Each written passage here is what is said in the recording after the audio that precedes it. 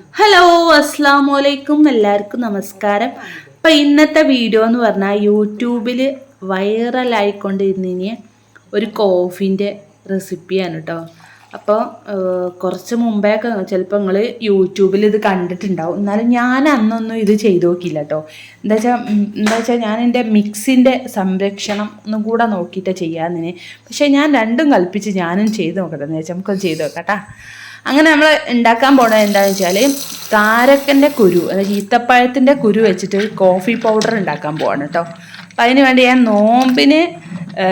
നമ്മൾ നോമ്പ് തുറക്കാൻ വേണ്ടിയിട്ട് കൊണ്ടുവന്ന കാരക്കേന്നും കുരു മാറ്റി വെച്ച് ഉണ്ടാക്കി വെച്ച കുരു കേട്ടോ. അത് ഇതൊന്നല്ല ഉണ്ടായിന്, ഇത് ഒരുപാട് ഉണ്ടായിരുന്നു. പക്ഷെ കുറേയൊക്കെ കേട് വന്ന് പോയപ്പോൾ ഞാൻ എടുത്ത് കളഞ്ഞു കേട്ടോ. അങ്ങനെ അത് നല്ല പോലെ നമ്മൾ നല്ല വെള്ളത്തിൽ കുറേ പ്രാവശ്യം, ഒരു 5-6 പ്രാവശ്യം നല്ല പോലെ ഞെരടി കഴുകി എടുത്താട്ടോ ഞാനത്.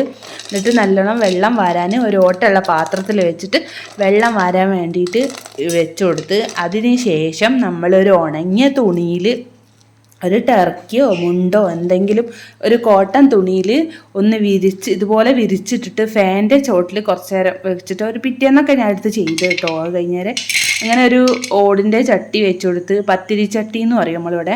അപ്പോൾ പത്തിരി ചട്ടി വെച്ച് കൊടുത്തിട്ട് അതിലേക്ക് ഇട്ടിട്ട് ഇത് നല്ലപോലെ വറുത്തെടുക്കണം. ഇത് വറക്കുമ്പോൾ പ്രത്യേകം ശ്രദ്ധിക്കേണ്ട കാര്യം എന്താണെന്ന് വെച്ചാൽ തീ അധികം കൂട്ടിയിട്ട് വറക്കാൻ നിൽക്കണ്ട കേട്ടോ, കാരണം പെട്ടെന്ന് കരിഞ്ഞു പോകും. അപ്പോൾ പിന്നെ എനിക്ക് പറ്റിയതെന്ന് വെച്ചാൽ ലാസ്റ്റ് ആയപ്പോൾ ഞാൻ തീ കൂട്ടിയിട്ട് ഇത് വറുത്ത് തുടങ്ങി ഒരു 5 മിനിറ്റ് ആകുമ്പോൾ തന്നെ ഇതിൻ്റെ ഉള്ളിലത്തെ ഓയിൽ ഇങ്ങനെ പുറത്തേക്ക് വരാൻ തുടങ്ങും കേട്ടോ. അപ്പം എന്നാലും നമ്മളിങ്ങനെ കൈ വിടാതെ ഇളക്കിക്കൊണ്ടേ നിൽക്കുക. ഒരു 10-20 മിനിറ്റൊക്കെ ഇളക്കുമ്പോഴാണ് ഇതിൻ്റെ കളറ് മാറി തുടങ്ങുള്ളൂ കേട്ടോ. അപ്പം ഞാൻ ഇടയ്ക്കിടയ്ക്ക് എടുത്തിങ്ങനെ നോക്കുന്നുണ്ട് കേട്ടോ. ഇത് ആവുന്നുണ്ട്. ഞാൻ ആദ്യമായിട്ട് ചെയ്യുന്ന ആയതുകൊണ്ട് എനിക്ക് നല്ല പേടിയുണ്ടായിരുന്നു കേട്ടോ.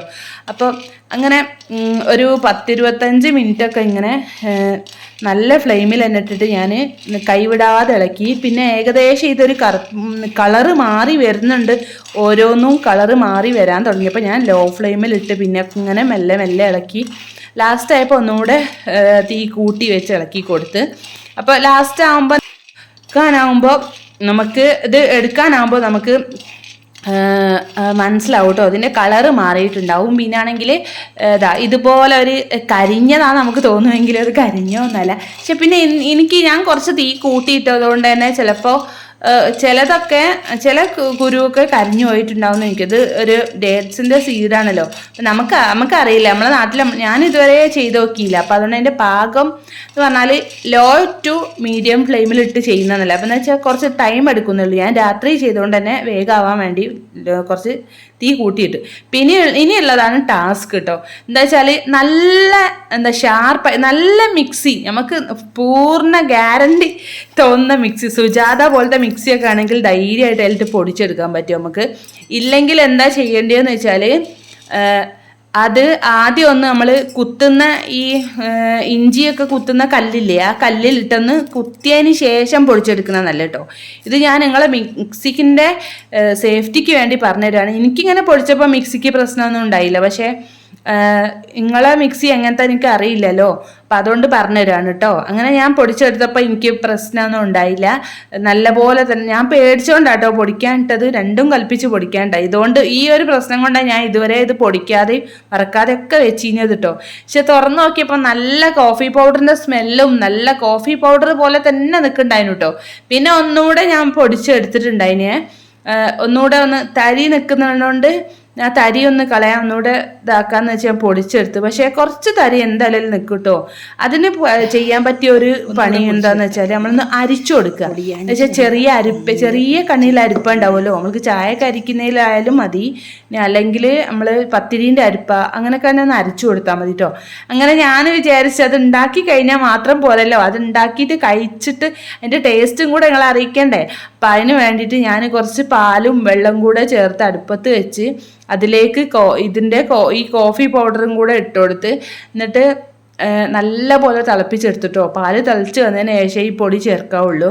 ഇതിൻ്റെ പൊടി നമ്മൾ തരിക്കാത്തതുകൊണ്ടാണോ ഇനി അല്ലാതെ ആണെങ്കിലും തന്നെ മേലെ എങ്ങനെ പൊങ്ങി കിടക്കും കേട്ടോ കുറച്ച് നേരമൊക്കെ. പിന്നെ നമ്മൾ കുറച്ച് നേരം അടച്ച് വെച്ചാൽ അങ്ങ് താഴേക്ക് പോകും. ഞാൻ അതൊന്നും കാത്തുന്നില്ല. രാത്രി ഒരു 12:30-ക്ക് ശേഷമായി ചെയ്യുന്നത്. അപ്പോൾ സമയമില്ലാത്തതുകൊണ്ട് തന്നെ പെട്ടെന്ന് പിന്നെയും കുറച്ചുകൂടെ പൊടിയൊക്കെ ഇട്ട് കൊടുത്ത്, കാരണം ആ കളറ് വരാത്തതുകൊണ്ട് ആ കോഫീൻ്റെ ഒരു കറക്റ്റ് ഒരു കളറ് കിട്ടാത്തതുകൊണ്ട് എനിക്കൊരു മനസ്സമാധാനക്കേട്. അതുകൊണ്ടാണ് വീണ്ടും വീണ്ടും പൊടി ആഡ് ചെയ്ത് കൊടുത്ത് കേട്ടോ.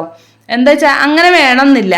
അതിന് കളറ് എന്ന് വെച്ചാൽ കോഫീൻ്റെ ഒരു ലൈറ്റ് കോഫി നമ്മൾ ഉണ്ടാക്കുമ്പോൾ എങ്ങനെ ഉണ്ടാവുക, ആ ഒരു കളറേ ഉണ്ടാവുള്ളൂ. പക്ഷെ ടേസ്റ്റ് സെയിം കോഫി തന്നെ, ഒരു മാറ്റവും ഇല്ല കേട്ടോ.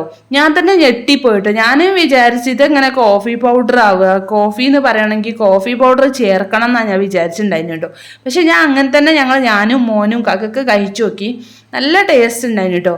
നല്ലൊരു ഇത് ഒരുപാട് ഹെൽത്തി ബെനിഫിറ്റ്സ് ഉള്ള ഒരു കോഫി കൂടിയാണ് കേട്ടോ. പിന്നെ പ്രമേഹത്തിന് അതുപോലെ ഒരുപാട് അസുഖങ്ങൾക്ക് നല്ലതാണെന്ന് ഞാൻ ഗൂഗിൾ ചെയ്ത് നോക്കിയപ്പോഴൊക്കെ മനസ്സിലായി. ഈ ഒരു കളർ അതിനുണ്ടാവും കേട്ടോ.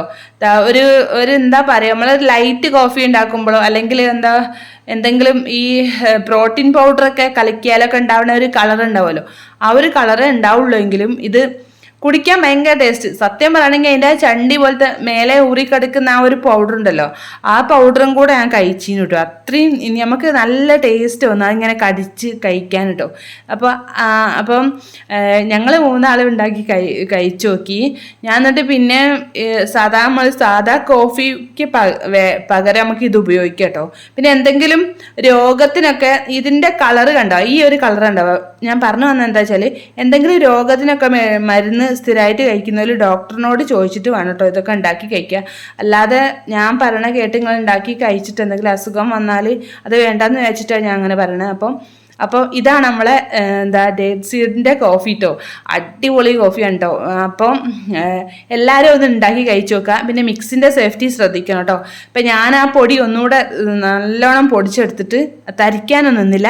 നല്ലൊരു ബോട്ടിലാക്കി നല്ല ടൈറ്റ് ആയിട്ടുള്ള ഒരു മൂടിയിട്ടുള്ള ഒരു ബോട്ടിലൊക്കെ എടുത്തിട്ട് അതിലാക്കി നല്ലോണം അടച്ച് വെച്ച് സൂക്ഷിച്ച് വെച്ചിരുന്നു കേട്ടോ.